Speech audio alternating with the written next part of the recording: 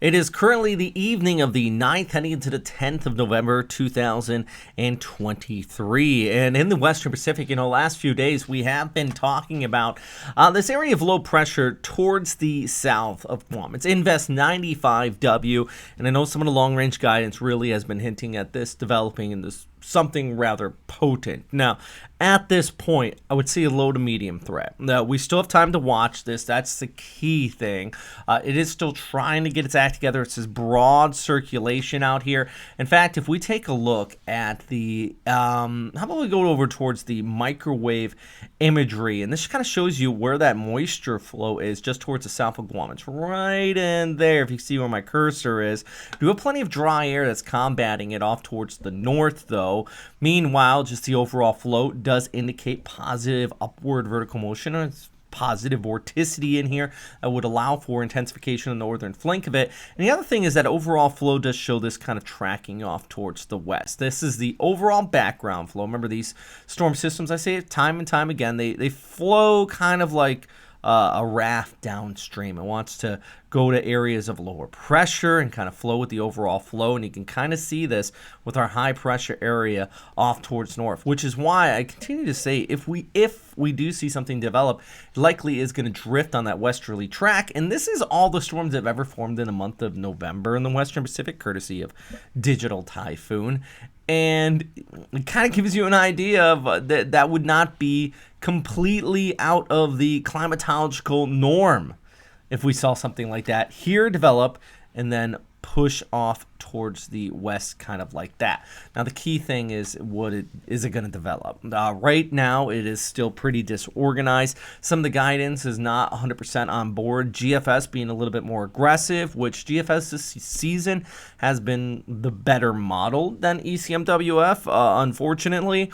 The other thing is that the ECMWF kind of trying to pull this north and gets wrapped up with the next cold surge with some dry air filtering in behind it. But at least at this time, both models are agreeing that, this could be forming out there in the Philippine Sea. And always remember the Philippine Sea effect. It seems like time and time again, if we see a storm move into this area of the Western Pacific, it does intensify, which is why I continue to stress the storm. I'm leaning more on what the GFS is saying than the ECMWF shown here, being a little bit more aggressive. And I'll show these models, at least the ensembles here in just a moment. But this is the ECMWF. Looking ahead to next Monday and the Tuesday, our storm drifting towards the west and strengthening. Even these particular guidances that aren't aggressive as the GFS still indicate to us a tropical storm out here. So at the very least, we are going to be looking at a storm forming. But once again, like I said, that high pressure ridge, which is going to be back here towards the north.